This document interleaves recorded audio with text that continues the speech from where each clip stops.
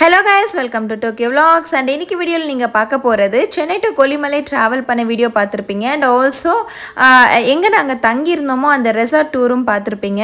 இது வந்துட்டு கொல்லிமலையை சுற்றி என்னென்னா இருக்குது நம்ம சுற்றி பார்க்குறதுக்கு அப்படின்றது தான். அண்ட் ஆல்சோ கொல்லிமலையில் only temples and waterfalls இந்த மாதிரி விஷயங்கள் தான் நிறைய இருக்குது. So let's join to us for சுத்திஃபையிங்.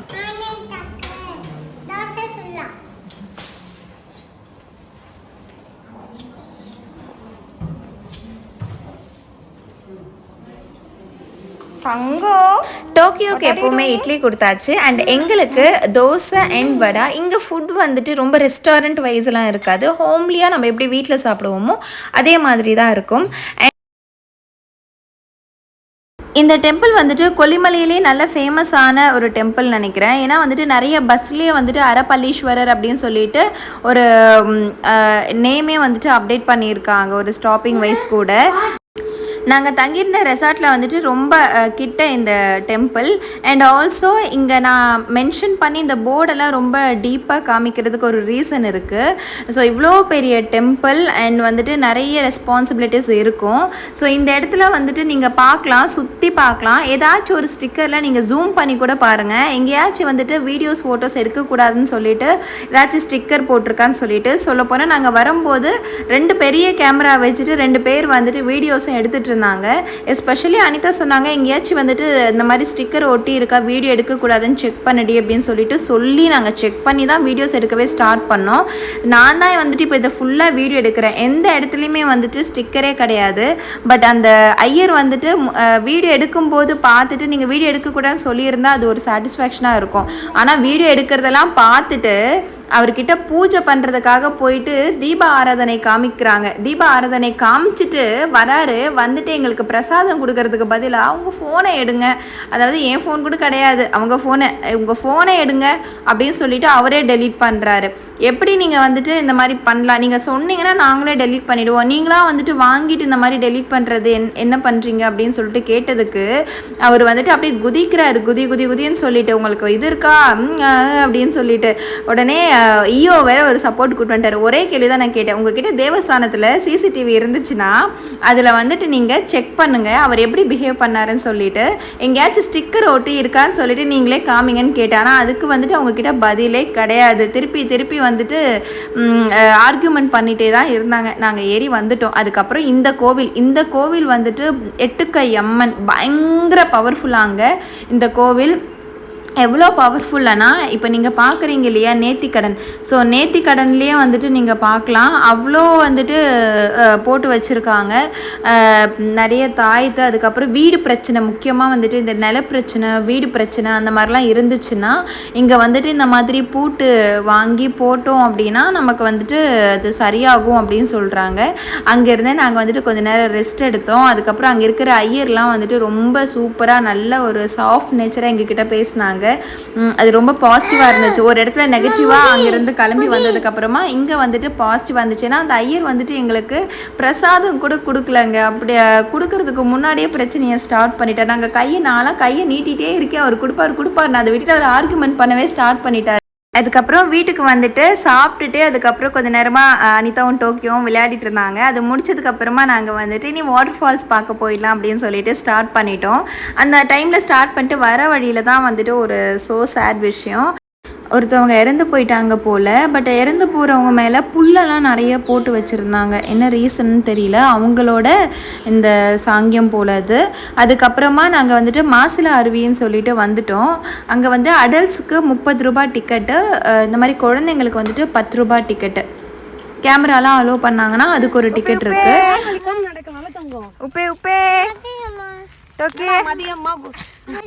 மாசிலா அருவி ரொம்பவே நல்லா இருந்துச்சு.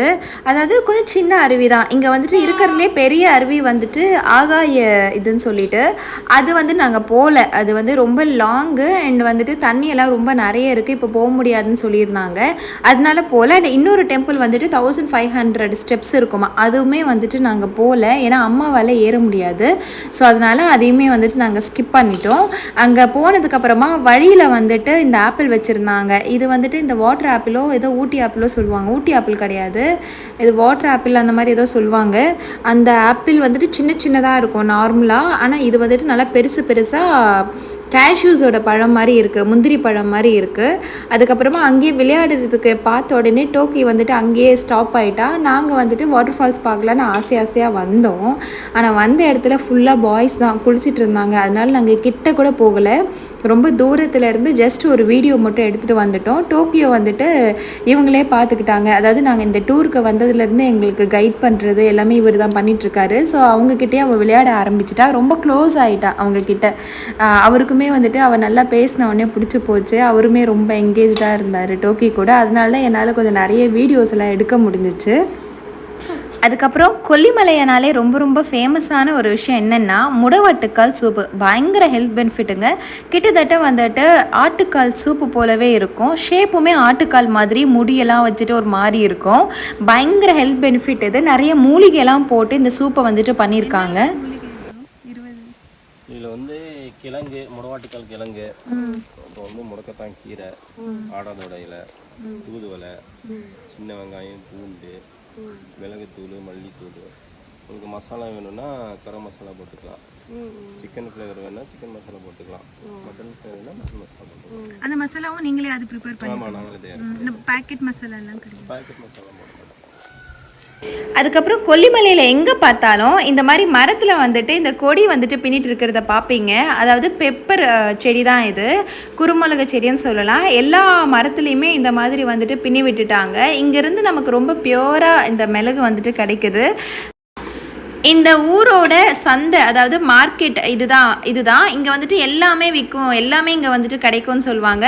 அண்ட் இந்த ஊரில் விளையிற எல்லா விதமான மசாலாஸ்லேருந்து எல்லாமே இங்கே கிடைக்கும், நம்ம வாங்கிக்க முடியும்னு சொன்னாங்க. Welcome to Tokyo vlogs. யார் வாங்குது? Welcome to Tokyo vlogs. இன்னைக்கு வீடியோவில் அதுக்கப்புறம் போகிற வழியில் எப்படியோ பீகாக் சத்தம் மட்டும்தான் நாங்கள் அதிகமாக கேட்டுட்டு இருந்தோம். ஒரு வழியாக டைரெக்டாக பீகாக்கையே நாங்கள் பார்த்துட்டோம். எனக்கு நிக்கியை கல்யாணம் பண்ணதுக்கப்புறமா நான் பீகாக்கை வந்துட்டு அதிகமாக பார்க்க முடியுது. ஏன்னா எங்கள் வீட்லேயுமே அடிக்கடி பீகாக் வந்துட்டு இந்த மாதிரி ஏதாச்சும் சாப்பிட்றதுக்காக வரும்.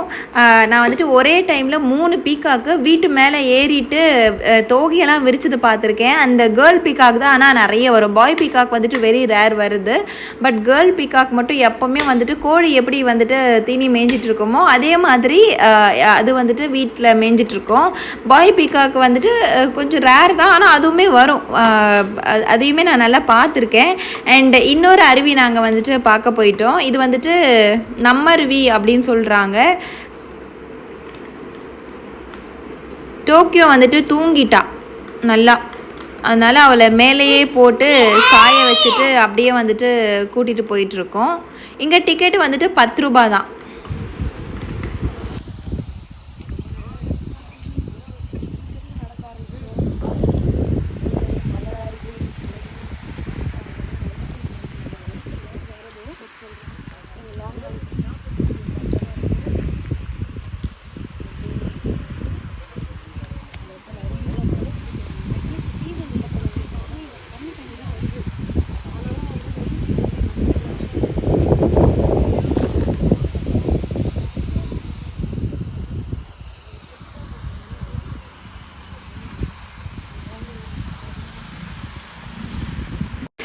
டோக்கியோ வந்துட்டு தூங்கிட்டு இருக்கிறதுனால பேலன்ஸ் பண்ண முடியுமான்னு சொல்லிட்டு கொஞ்சம் பயமாகவே இருந்துச்சு. அதுக்கப்புறம் அவள் கையை பிடிச்சிக்கிட்டு அப்படியே மெதுவாக இறங்கி கிட்ட போயிட்டு பார்த்தோம். ரொம்ப கீழெல்லாம் இறங்கலை, ஏன்னா ஃபுல்லாக தண்ணி, அதோட நிறைய பேர் குளிச்சுட்டு அப்படி இப்படி இருந்துச்சு. அதனால இறங்காமல் மேலேயே வந்துட்டு பண்ணிட்டோம். அதுக்கப்புறமா வீட்டுக்கு வந்துட்டு கேம்ப் ஃபயர் ரெடி பண்ணி கொடுத்தாங்க. கொஞ்சம் மழை வந்துடுச்சு, பட் ஓகே. அப்படியே ஒரு பாட்டையும் போட்டு விட்டாங்க. ஸோ அதை கேட்டுக்கிட்டே வந்துட்டு அனிதாவும் டோக்கியோவும் ரொம்ப டெப்த்தாக இறங்கிட்டாங்க. மௌனமாக வந்துட்டு நெருப்பை பார்த்துக்கிட்டே ரொம்ப நேரமாக இருந்தாங்க. அண்டு நைட் டைமில் கேம்ப் ஃபயர் போட்டுட்டு அதனோட பேக்ரவுண்டு பாருங்கள் எப்படி இருக்குது, செம்மையாக இருக்குல்ல, அப்படியே ஃபுல்லாக இருட்டு. அவ்வளோதாங்க. நெக்ஸ்ட் டே வந்துட்டு நாங்கள் ரிட்டன் டு சென்னை. ஸோ கொஞ்சமாக சன்ஸ்க்ரீன் குட்ரின்னு சொன்னேன். அவள் மூஞ்சில் வந்துட்டு பூனை மாதிரி வரைஞ்சி விட்டுட்டா. அதுக்கப்புறமா கொல்லிமலையோட ஸ்பெஷல் நாட்டுக்கோழி கறி பண்ணியிருந்தாங்க. இட்லி அண்ட் வந்துட்டு அந்த கோழி கறி நல்லா டேஸ்ட்டாக இருந்துச்சு. சேம் தான், ஒரு ஹோட்டல் ஃபீலிங் இருக்காது. வீட்டில் எப்படி நம்ம சமைப்போமோ அந்த மாதிரி சிம்பிளாக வந்துட்டு சமைச்சிருப்பாங்க. அதோட அந்த குழம்பு பத்தலைன்னா சாப்பிட்றதுக்காக 2 கப்பில் வந்துட்டு ஒரு ஒயிட் சட்னி அண்ட் ஒரு வெங்காய சட்னி கொடுத்துருந்தாங்க. அதுக்கப்புறம் நம்ம கிளம்பி வந்துட்டோம். நாங்கள் நைட் டைமில் வந்ததுனால இந்த ரோடை வரும்போது அவ்வளோ எக்ஸ்ப்ளோர் பண்ணல. பட் இப்போ வந்துட்டு பண்ணுறோம். வர வழியில் வீட்டுக்காக வாங்கிட்டு வரலான்னு சொல்லிட்டு ஒரு கடையில் ஸ்டாப் பண்ணியிருந்தோம். இதில் நிறைய வந்துட்டு கொல்லிமலையிலேயே வந்துட்டு விளைஞ்ச மசாலாஸ் ரொம்ப பியூராக இருக்கும். எந்த கலப்படமே இல்லாமல் அவங்கக்கிட்ட இருந்து நம்ம டைரெக்டாக வாங்கிட்டு வந்துடலாம்.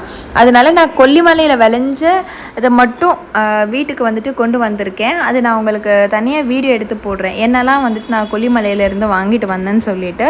அங்கே விளைஞ்ச ஒரு சில ஸ்பெஷல் மசாலாஸ் மட்டும்தான் நான் கொண்டு வந்தேன். மற்றது அவங்களுக்கு இம்போர்ட் ஆகுறது எல்லாமே வந்துட்டு வேண்டாம் அப்படின்னு சொல்லிட்டு வாங்கிட்டு வரல. அது மட்டும் இல்லாமல் நான் இந்த கொல்லிமலை போகிறதுக்கு 2 days பிஃபோர் அதான் டிமார்ட்டில் போயிட்டு கொஞ்சம் நிறைய திங்ஸ் எல்லாம் பர்ச்சேஸ் பண்ணியிருந்தேன். அதனால கொஞ்சம் நிறைய வாங்குறதுக்கு பயமாக இருந்துச்சு. பட் கொல்லிமலை ஸ்பெஷல் மட்டும் ஸ்டாக் வாங்கி வச்சிடலான்னு சொல்லிட்டு வச்சுருந்தேன்.